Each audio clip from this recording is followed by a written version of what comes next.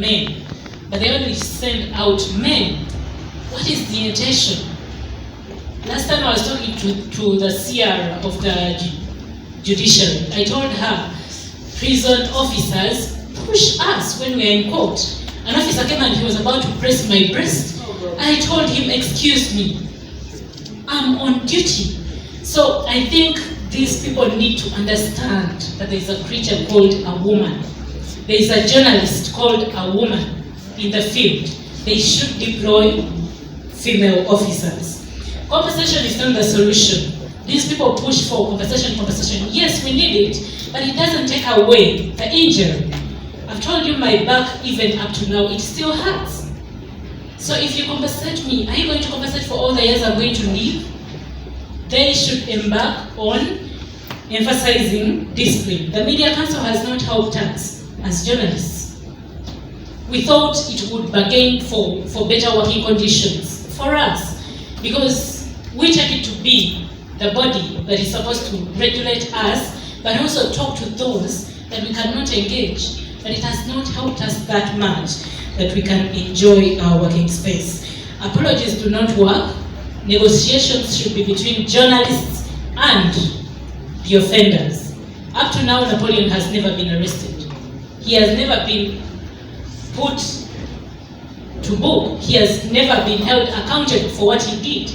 And I told the officers, my friends, that I will not rest until that man is punished for that. Because he did it intentionally. He came around, watched us, went away. Came around the second time. The third time, he jumped off the car and told everyone, beat everyone, chase them away. Seriously. You're a parent, you have children, and one of them may become a journalist. So if nothing is done now, if nothing is done today, the career is going to perish. The few years of practice, I started active practice of journalism in 2018, and that was with TV Uganda. And it is the same year, if you people remember well, when we had the Arua by-election, and things didn't go well. We had the Honorable then Robert Chaplain arrested, and this part of several riots around the country that people were in campaigns. And as we were covering this, this is when the battering and then the violation of our rights started. I remember the day our colleague Akena was battered downtown when we were covering with my colleague Geoffrey President. And up to now, Akena has never got justice. And maybe that wasn't enough, that the years from then have not been very easy. As being a full journalist, what people here call what we have termed as foot soldiers, I've been at the deep end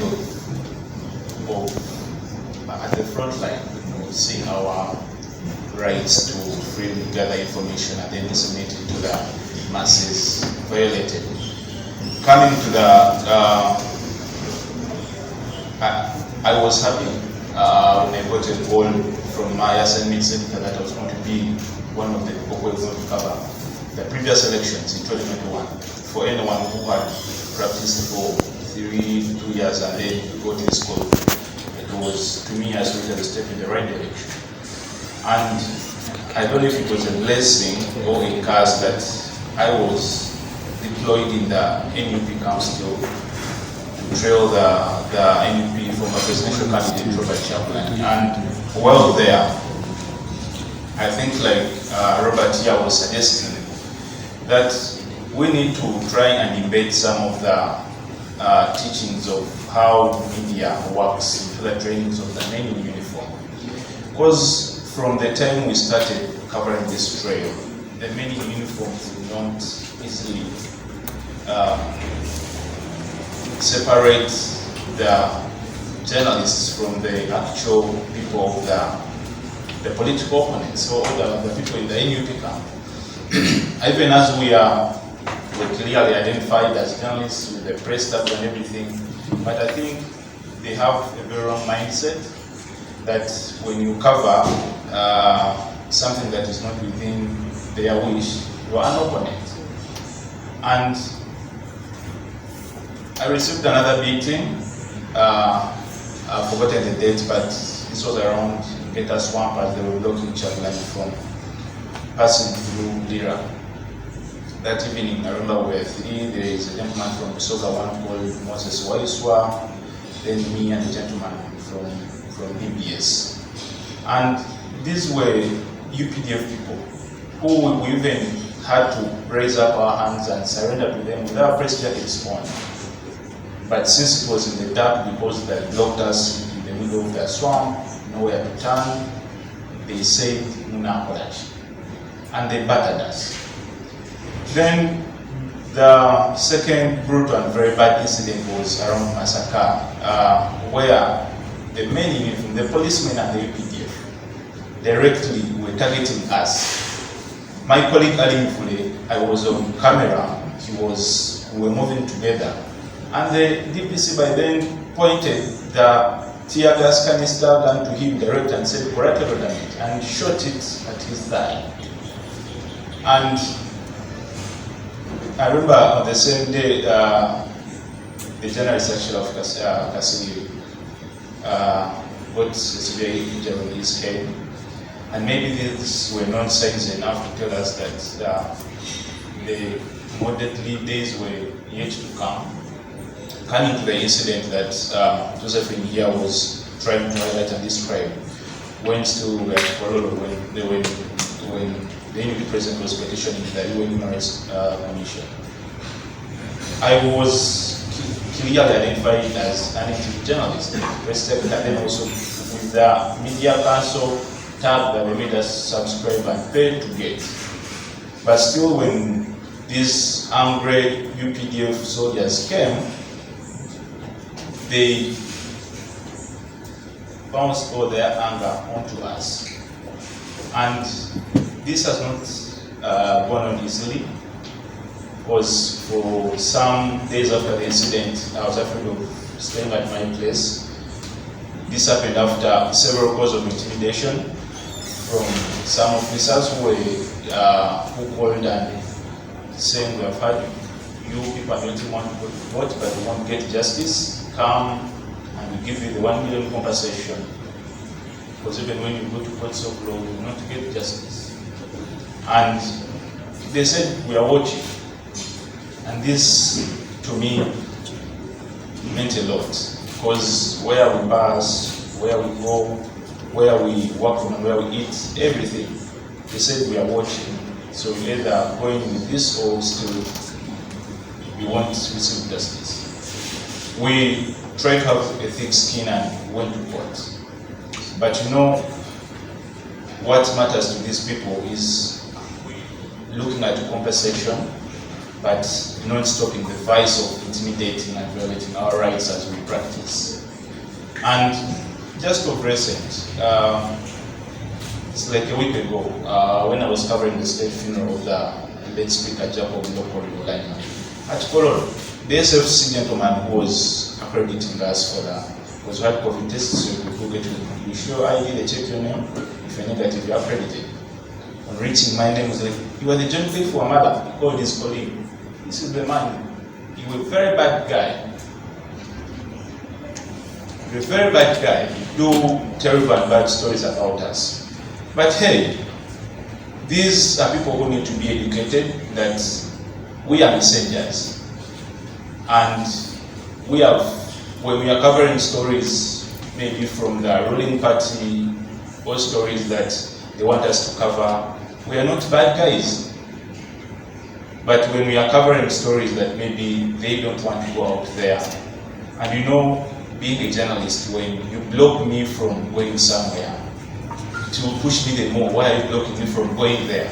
It's my role, it's my purpose to go and cover whatever is happening there, and then disseminate it over to the public. But once they don't want you to cover anything, you will be blocked. Because at Parliament, I mean, you rarely get those instances.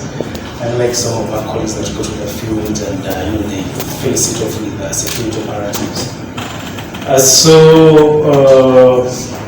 But being a political reporter, of course, during political events, especially campaigns, were asked to go and to the general field and report on certain political activities. So 2021, I was one of those that were asked to go and join the Robert Chagulanyi campaign trail as a presidential candidate. And before I even take you there, 2016, I think I was in the I was on that campaign trail, but there wasn't so much incident, personal changes and all that. So 2021, I was asked to go and join Robert Chagulanyi's campaign trail, and it was very bad there, what we're going through and all that kind of thing. So 17th February 2021, because I was following up on his activities whenever he could go across the country. And 17th February 2021, as he went to the UN Human Rights offices in Colorado, I was with the Cliffs and Josephine, and I came to interface with the monster. I'm the guy that is on the cover of HR&J report, which is going to be released today. Yes. I was putting on my tie, I was tucked in properly, and I was having my pen and a notebook. I was just standing there to hear from Chagulanyi and his team on what they have gotten from the meeting we're going to have with the UN officials. So just standing there, and out of the blue, these guys, of course, they were monitoring, they were looking at us, what was happening. We were standing there on guard waiting to interview these people, and then the chief of Barrett was out of nowhere. They came and started beating us. My glasses were shattered. I was beaten on the back because I tried to run, and that's severely beat. But going back to your question, with all that has happened, of course, these people do whatever they do to intimidate us, to stop us from covering these particular events. They've been covering some people, but as a journalist, of course, you're trained to inform the public. And we are the watchdogs for society. If you don't do that work, no one will inform the society on what is happening. Things to do with corruption and everything. So many of these incidents have happened in the country, especially to the journalists. And I would want to commit, and of course, most of my colleagues have said, this is not something that can deter us or us from going ahead with our journalist work and informing the society on what is happening in the country. Thank you very much.